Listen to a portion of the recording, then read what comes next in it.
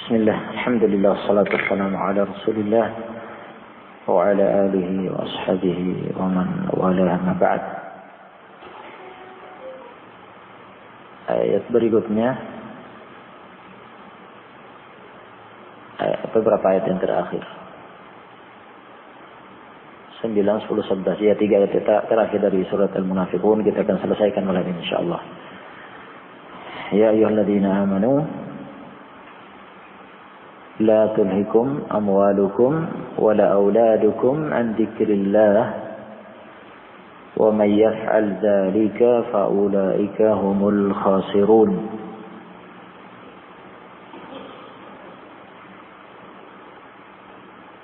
وأنفقوا مما رزقناكم من قبل أن يأتي أحدكم الموت فيقول ربي لولا أخرتني إلى أجل قريب فأصدق وأكن من الصالحين ولا يؤخر الله نفسا إذا جاء أجلها والله خبير بما تعملون. Ayat-ayat ini ayat-ayat mu'idhah, ya, mu'idhah, wejangan, nasihat. Jadi ayat-ayat mu'idhah yang berisi targhib dan tarhib, ya, targhib, motivasi untuk anjuran untuk berbuat kebaikan, dan tarhib sebaliknya, ya, ancaman untuk menakut-nakuti dari kejelekan, dari maksiat agar menghindarinya.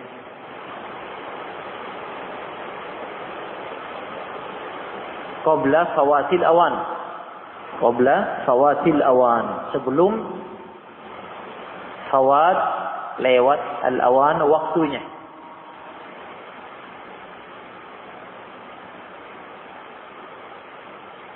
Nah, yaitu sebelum tiba saat kematian, sebelum kematian menjemput. Nah, jika kematian sudah menjemput, sudah datang,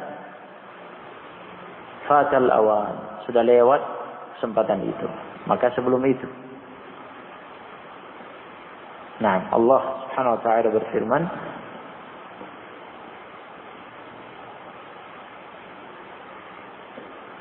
ya ayyuhalladzina amanu, hai orang-orang beriman, la tulhikum amwalukum wala auladukum an dzikrillah. La, jangan. Dihafalkan, ya. Ya, sering kita lewati la. Ini harfu nahi, huruf yang berfungsi bermakna larangan. Tulhikum, yang ditandai dengan fi'il mudhari' setelahnya itu dijazm.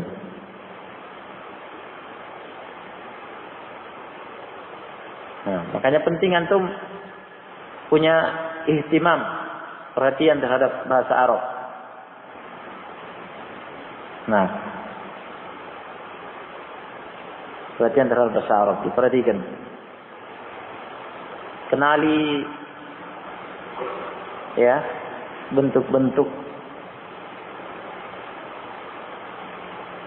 struktur-struktur kata kalimat. Nah, apa itu isim, apa itu fi'il, apa itu huruf, fungsinya, maknanya. Karena kuncinya di situ. Padukan antara menghafal Quran, belajar tafsirnya dengan belajar bahasa Arab. Nah,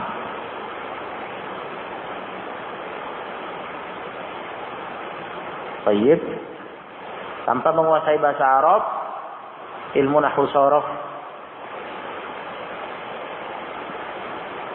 menguasai kosakata, ya, makna-maknanya, sulit bisa mendalami Al-Quran dan As-Sunnah. Baik, tapi harus dipadukan dalam belajar. La tulhikum, larangan, la tulhikum, jangan melalaikan kalian. Jika hum mereka, kum kalian, sama-sama dhamir. Hum dhamir untuk mereka, kum dhamir untuk kalian.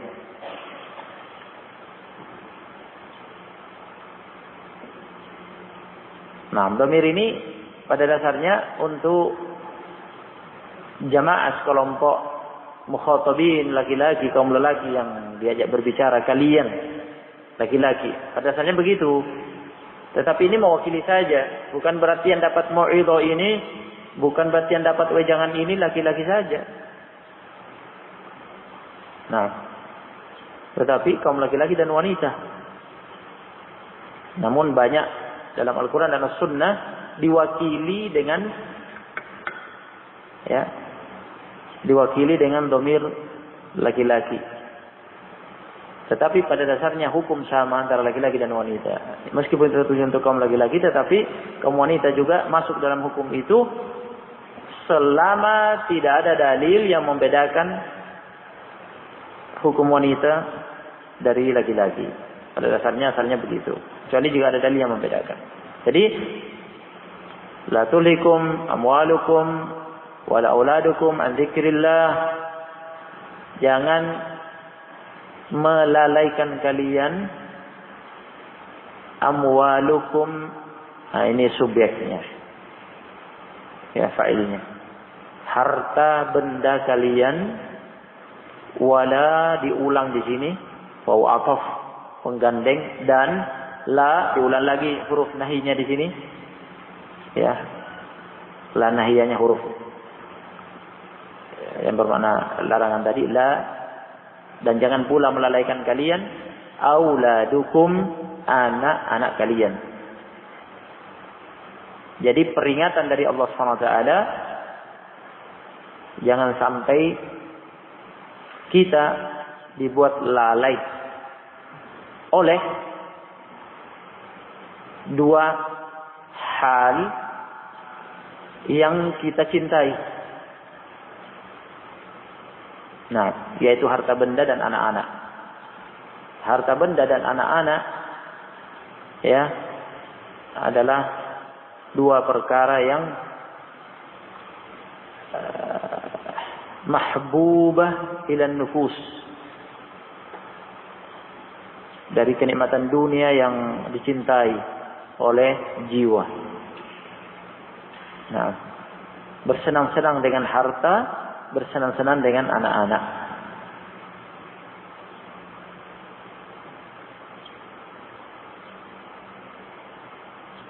Nah, mereka itu diingatkan, dua perkara yang dicintai ini jangan sampai melalaikan. Ada hak dan kesempatan untuk, ya, bersenang-senang dengan harta dan anak-anak pada batas-batas yang dibolehkan dalam syariat.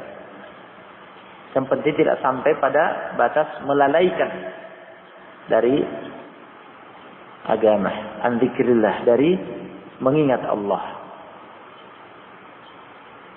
Harta benda butuh diperhatikan, butuh diurusi agar tidak rusak, tidak musnah, agar tidak, ya, hilang, tidak habis, tidak hancur, ya, butuh pengolahan, pengelolaan. Nah, berupa tijarah, perdagangan, atau yang lainnya dari jalan-jalan, faktor-faktor, wasilah-wasilah untuk pengelolaan harta, dan butuh dipelihara, butuh dijaga agar tidak rusak, hancur. Karena itu termasuk dari termasuk dari pendukung kehidupan. Tanpa harta sulit, berat. Nah, segala-galanya butuh harta, kan begitu. Untuk nafkah dan yang lainnya. Jadi itu butuh perhatian juga. Nah, baik, anak-anak butuh hak untuk diperhatikan. Nah, punya hak untuk orang tua meluangkan waktu dengan anak-anaknya, bersenda gurau, ya. Baik, memperhatikan, meluangkan waktu untuk itu. Pada batas-batas memenuhi hak-hak mereka. Baik. Yang dilarang adalah jika sudah melampaui batas sampai melalaikan dari zikrullah, dari mengingat Allah Subhanahu wa taala. Nah, gara-gara harta, perdagangan, jual beli, ya, gara-gara usaha, tidak ikut sholat berjamaah atau bahkan tidak sholat. Gara-gara anak-anak tidak ikut sholat berjamaah, atau bahkan tidak sholat. Baik, karena kepentingan harta, kepentingan anak-anak, kemudian tidak peduli cara-cara yang haram. Nah, itu semua termasuk dalam kategori melalaikan dari zikrullah, dari mengingat Allah Subhanahu wa taala. Zikrullah di sini umum. Mengingat Allah Subhanahu wa taala, zikrullah. Mengingat Allah Subhanahu wa taala itu umum. Beribadah dengan sholat, ibadah sholat dan yang lainnya dari ibadah-ibadah itu zikrullah, mengingat Allah Subhanahu wa taala. Nah, majelis ilmu seperti ini termasuk zikrullah. Ini majelis zikr. Nah, ini termasuk dari zikrullah yang kita lakukan sekarang. Jangan sampai harta benda, kesibukan mengurusi harta benda melalaikan dari menghadiri majelis ta'lim. Sibuk kerja, sibuk mengurus ma'isyah, ya, profesi, tidak pernah ta'lim. Bahaya. Majelis ilm, kata Syekh Muqbil, ra'su amwalina, modal utama kita. Majelis ilm. Nah, majelis ilm itu adalah ra'su amwalina, adalah modal utama kita. Nah, jika sudah tidak ada taklim, bahaya. Jika sudah tidak ada taklim, bahaya. Nah, di majelis-majelis taklim itulah kita diingatkan kepada Allah Subhanahu wa taala.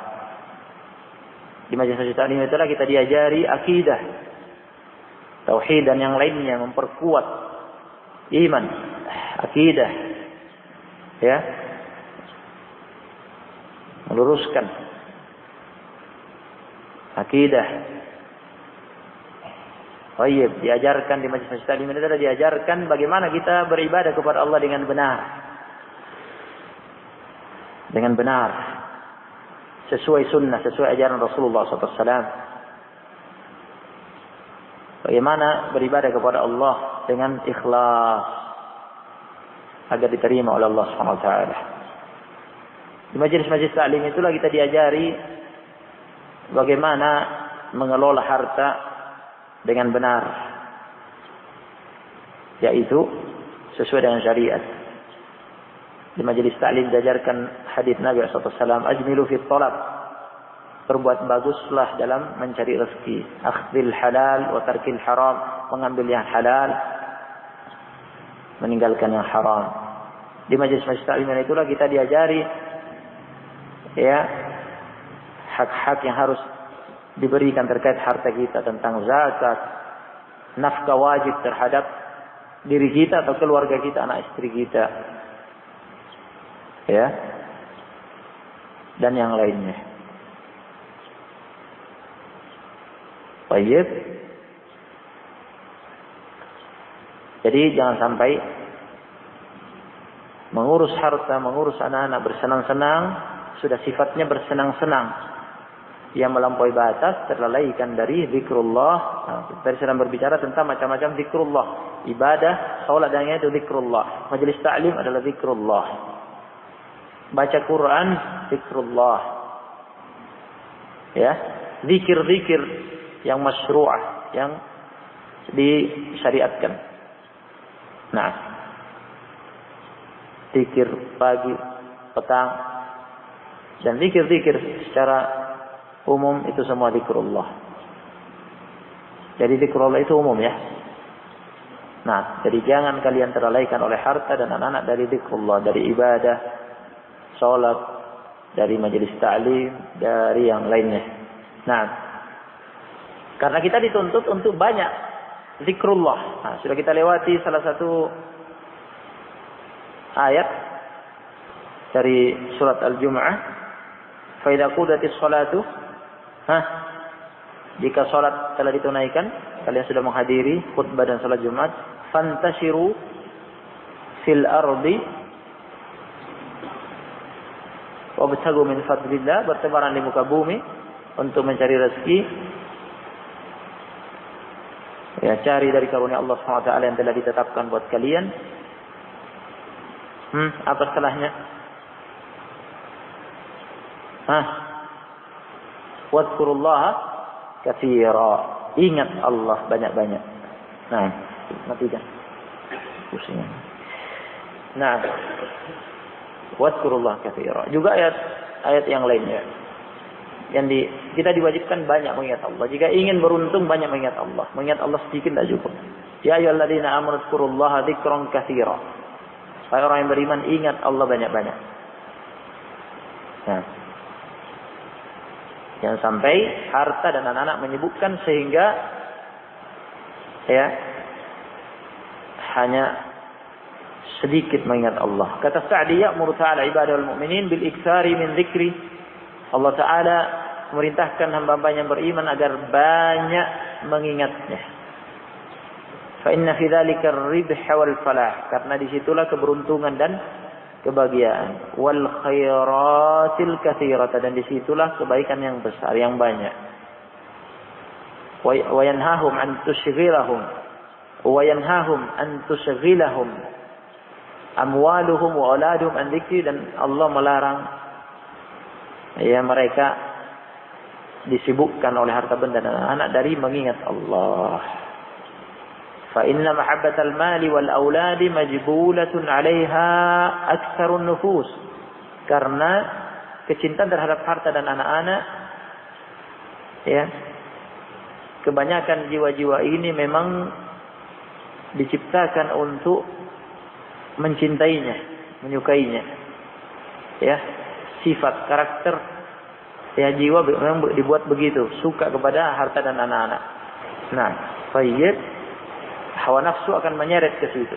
Nah, fa tuqaddimuha ala mahabbatillah, kemudian dengan dorongan hawa nafsu mendahulukan atas kecintaan kepada Allah sehingga lalai dari mengingat Allah. Wa fi dzalika al-khasara al-'azimah, maka di situ terdapat kerugian yang besar. Jadi hati-hati. Nah, kita harus waspada, menundukkan hawa nafsu kita, jangan sampai terseret oleh kecintaan terhadap harta benda dan anak-anak, lupa kepada Allah, lalai dari mengingat Allah. Nah, wa may yaf'al dzalika fa ulaika humul khasirun, kata Allah. Wa may yaf'al dzalika, barang siapa melakukan hal itu, kecintaan terhadap harta benda dan anak-anak membuatnya lupa mengingat Allah, melalaikan syariat Allah, ibadah kepada Allah, fa ulaika humul khasirun, mereka adalah orang-orang yang merugi. Kemudian Allah perintahkan wa anfiqu mimma razaqnakum. Wa anfiqu, dan infakkanlah mimma razaqnakum. Ini perintah, anfiqu yakni fi'il amr. Fi'il amr yakni kata kerja perintah, menunjukkan wajib. Asal perintah dari Allah bermakna wajib. Wajib bagi kalian menginfakkan mimma razaqnakum Min dari ma, apa saja ya, harta benda yang kami rezekikan kepada kalian, yang kami berikan sebagai rezeki buat kalian. Ada yang menafsirkan perintah menginfakkan harta benda yang merupakan rezeki dari Allah. Ada yang menafsirkan dengan zakat mal wajib. Nah, ada yang menafsirkan dengan apa? Dengan zakat mal. Nah, ada juga yang menafsirkan umum. Nafkah, menafkahkan, menginfakkan harta secara umum, membelanjakan, menafkahkan harta di jalan Allah, di jalan-jalan kebaikan secara umum. Masuk di dalamnya zakat mal dan infak yang bersifat kebaikan. Fi sabilil khair, fi sabilillah, di jalan kebaikan, di jalan Allah Subhanahu wa taala. Nah, dua tafsir ini, perbedaan tafsir ini dinukil dalam kitab Fathul Qadir oleh Asy-Syaukani dan juga dinukil oleh Ibnul Jauzi dalam Zadul Masir.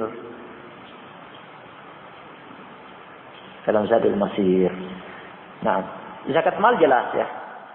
Zakat mal jelas bagi orang kaya yang punya harta, zakat. Hartanya, malnya termasuk harta yang terkena zakat.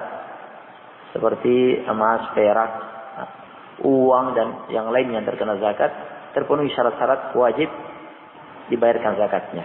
Maka masuk di sini dalam ayat. Nah, berdasarkan tafsir yang menafsirkannya lebih umum, bukan hanya itu, tapi seluruh an-nafaqah al-wajibah fil huquqil wajibah. Nafkah-nafkah yang bersifat wajib untuk memenuhi hak-hak yang wajib dipenuhi melalui infak harta seseorang, zakat mal, ya, termasuk menginfakkan hartanya untuk melaksanakan kewajiban berhaji, ya, jika terpenuhi, ya, termasuk orang kaya memiliki kelebihan harta dari kebutuhan darurat dan kebutuhan primer. Ada kelebihannya untuk berhaji berarti wajib. Nah, dan yang lainnya yang sifatnya wajib. Nah, Asy-Syaukani termasuk yang memilih menafsirkan infak nafkah yang wajib di sini yang lebih umum, bukan hanya zakat mal dan yang lainnya sifatnya wajib. Itu yang ditampakkan oleh Asy-Syaukani dalam Fathul Qadir. Ya, begitu pula As-Sa'di dalam tafsirnya Tafsirul Karimur Rahman. As-Sa'di juga memilih itu, mengatakan yadkhulu fi hada an-nafaqatul wajibah, masuk di dalam keumuman ayat, makna ayat ini nafkah-nafkah yang bersifat wajib, minaz zakah, berupa zakat, wal kafarat, kafarah yang wajib ditunaikan, wa nafaqatiz zaujat, nafkah kepada istri, ya, satu istri atau lebih jika poligami, semuanya wajib dinafkahi sesuai dengan hajatnya, kebutuhannya dengan adil. Wal mamalik, nafkah terhadap, ya, sesuatu yang dipelihara, yang dimiliki, yang dipelihara, hewan ternak, jika memelihara hewan ternak, ayamkah, ya, atau yang lainnya, maka wajib diberi nafkah, tidak boleh ditelantarkan. Nah, termasuk budak sahaya jika punya budak, tapi di masa kita tidak ada perbudakan syar'i. Nah, dan semisal dengan itu yang sifatnya wajib. Bahkan ada juga tafsir yang memaknai umum, hatta yang nafaqat al-mustahabbah, nafkah yang mustahab juga masuk di sini. Nah, dan As-Sa'di rahimahullah termasuk memilih ini di sini. Nah, dan yang mengartikan dengan yang sifatnya mustahab, ya, tafsir itu juga disebutkan oleh Ibnu Jauzi dalam Zadul Masir, sehingga jadi 3 semuanya. Intinya jika dimaknai secara umum, Berarti masuk yang wajib dan yang mustahab. As-Sa'di rahimahullah memilih ini. Termasuk yang mustahab. Wan nafaqatil mustahabbah. Dan termasuk nafkah yang sifatnya mustahab. Kabadlil mali fi jami'il masalih. Seperti ya, menginfakkan harta untuk seluruh maslahat-maslahat. Nah, maslahat-maslahat yang sifatnya mustahab. Nah, dan juga Asy-Syaukani dalam Fathul Qadir juga memilih ini, ya, umum semuanya yang wajib dan yang mustahab. Beliau mengatakan al-zahir anna al-murad al-infaq fil khair ala umumih. Yang tampak di sini dari makna ayat, yang dimaksud dengan infak di sini adalah menginfakkan harta di jalan kebaikan untuk kebaikan secara umum. Nah, secara umum berarti yang wajib dan yang mustahab. Jadi kesimpulan kita, ya, ada yang menafsirkan umum infak yang wajib, zakat dan yang lainnya sudah didengar tadi contoh-contohnya dari As-Sa'di, dan juga yang mustahab. Nah, As-Sa'di sebelumnya Asy-Syaukani dalam Fathul Qadir memilih tafsir yang umum ini.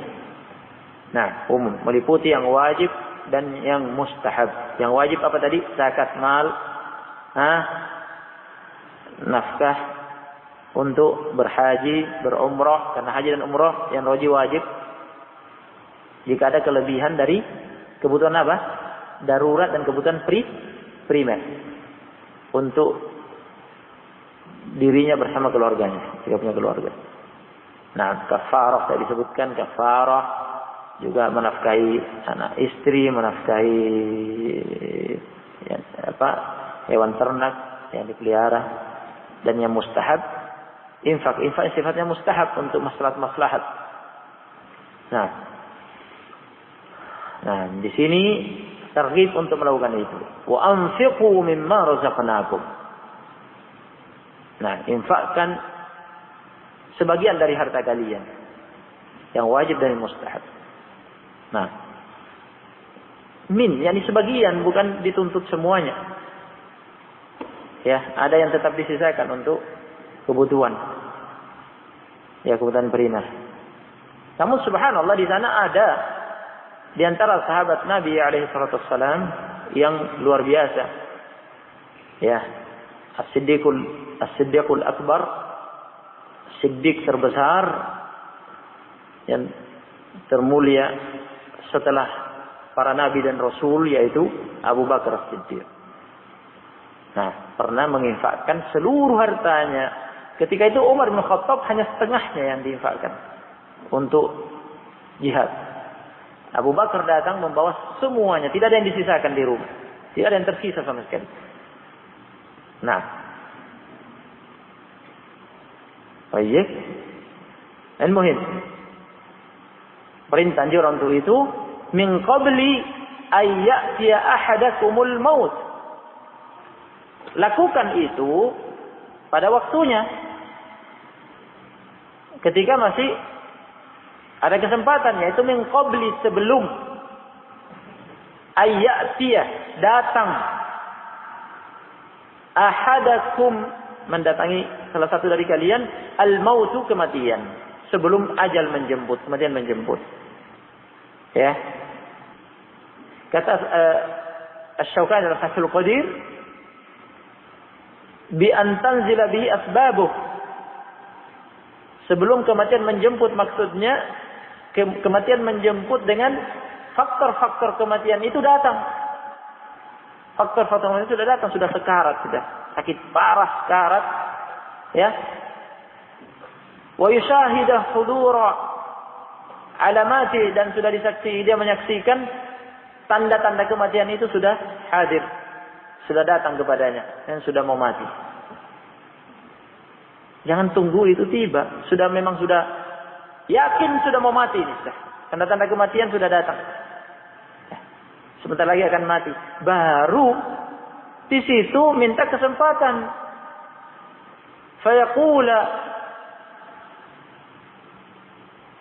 lantas kemudian mengatakan, Rabbi, yakni ya Rabb, wahai Rabbku, laula akhartani. Ya, tafsirnya laula di sini halla, permintaan. Ini sudah sifatnya tamanni, angan-angan. Karena ini harapan yang tidak akan terpenuhi, harapan yang jauh dari realitas, itu namanya tamanni, angan-angan. Ini sudah tidak mungkin diundur. Sudah tidak mungkin diundur. Likulli ajalin kitab. Masing-masing ajal itu ada ketetapannya.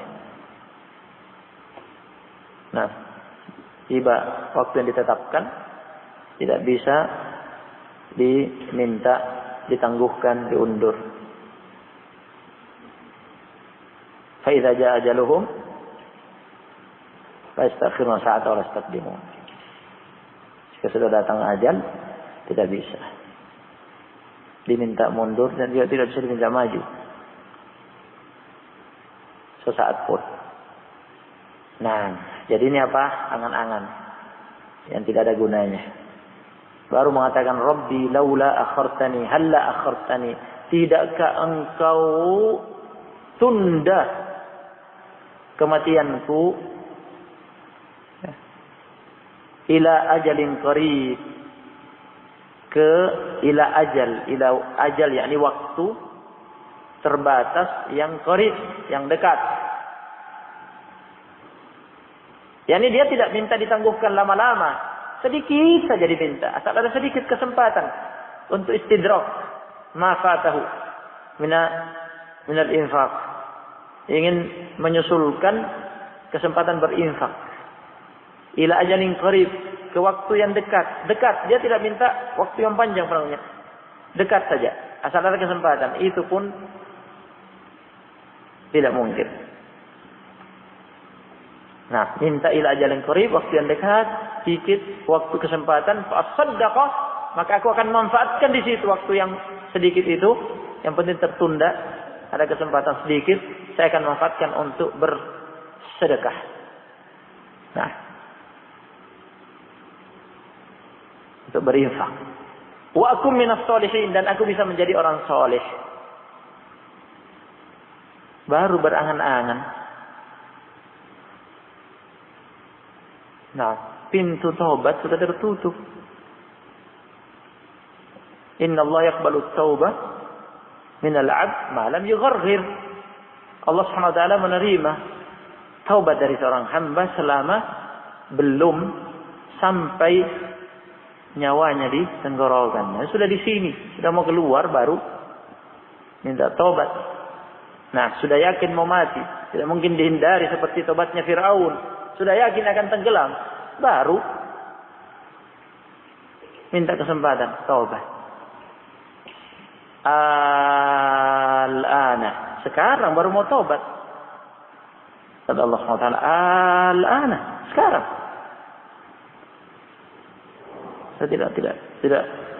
Tidak bisa karena pintu taubat sudah tertutup. Karena sudah yakin mati, kematian di sini sudah menjemput, tidak bisa dihindari. Sudah jelas akan mati. Nah, dari tenggorokan tidak mungkin sudah. Baik. Maka jangan sampai bernasib seperti itu. Sekarang selama masih ada nafas, ya, kita diberi pilihan, masih bisa berikhtiar. Jangan nunggu masuk dalam ayat ini. Nah, baik. Wala yu'akhirallahu nafsan. Allah menegaskan, menutup ya harapan itu. Nah, jadi itu hanya angan-angan belaka. Wala yu'akhirallahu nafsan idza jaa ajaluha. Dan Allah tidak akan mengakhirkan, menunda satu jiwa. Idza jaa ajaluha, idza apabila jaa telah datang ajaluha, ajalnya, kematian ya jiwa itu tidak akan ditunda sedetik pun oleh Allah SWT. Wala yu'akhirallahu nafsan idza jaa ajaluha. Allah tidak akan menundanya. Ya, menunda kematian jiwa itu apabila tidak datang ajalnya. Wallahu khabirum bima ta'malun. Dan Allah Subhanahu wa taala khabir. Khabir semakna dengan alim. Alim bi zawahiril umur wa bawatiniha, mengetahui lahiriah seluruh perkara dan batiniahnya. Nah, segala sesuatunya yang tampak dan yang tersembunyi Allah Maha mengetahui. Bima ta'malu, dari apa yang kalian kerjakan, yang tampak terang-terangan maupun yang sembunyi-sembunyi. Nah, maka hendaknya muraqabah, ya, mengawasi ya diri kita fisir wal alaniyah, baik ketika sendirian maupun ketika bersama yang lain. Nah, karena Allah Maha mengetahui seluruh apa yang kita kerjakan, tidak ada yang tersembunyi. Nah, nasallallahu taufiq. Naktafi bihadza al-qadar. Jazakumullahu khairan. Tafaddalu wal muadzin yu'adzin. Subhanallah bihamdika asyhadu an la ilaha illa anta astaghfiruka wa atubu ilaik.